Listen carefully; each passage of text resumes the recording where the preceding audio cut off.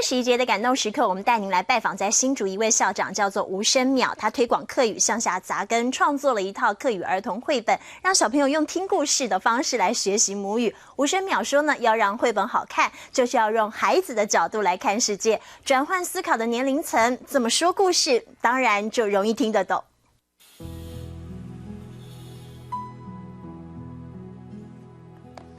也是新竹县政府为着因学生咧，个客家语的教材吼，在做的视频的绘本。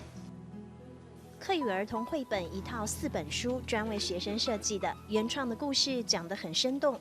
黑母鸡呢，它就第一次当母亲就很快乐啊，就是很兴奋，就啊，我生了一个蛋这样。那他又看到旁边有这个乳牛啊，我们客家话叫奶牛啊，牛奶的奶啊。那他就认为说啊，他孩子会不会长得跟乳牛一样？蛋孵出来之后会是什么样子呢？黑鸡妈妈有好多期待，也能引导小读者的想象力。就是他会一直去想，一直想说，我下一章会有什么情境出现？阅读的同时还有启发的意涵。寓教于乐，让这本故事发行之后，还被偶戏剧团相中，成了客家舞台剧的戏码。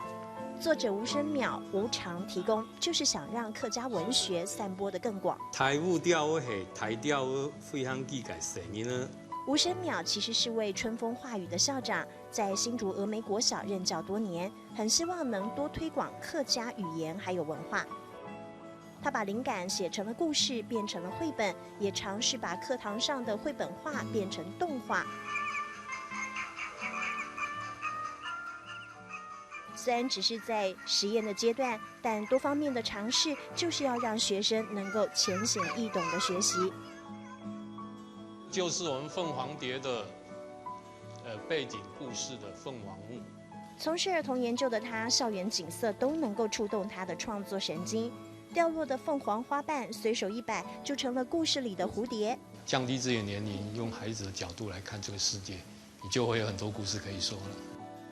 懂生态，也把生态摆在绘本里的吴声淼，把最爱的大自然和儿童教育结合在最爱的客家文化，靠滴水穿石的力量推广客家文学。黑金妈妈的期待开启一段想象的奇幻旅程，在绘本里出发，客家舞台上丰富。国小校长带队，领着孩子体验感动时刻。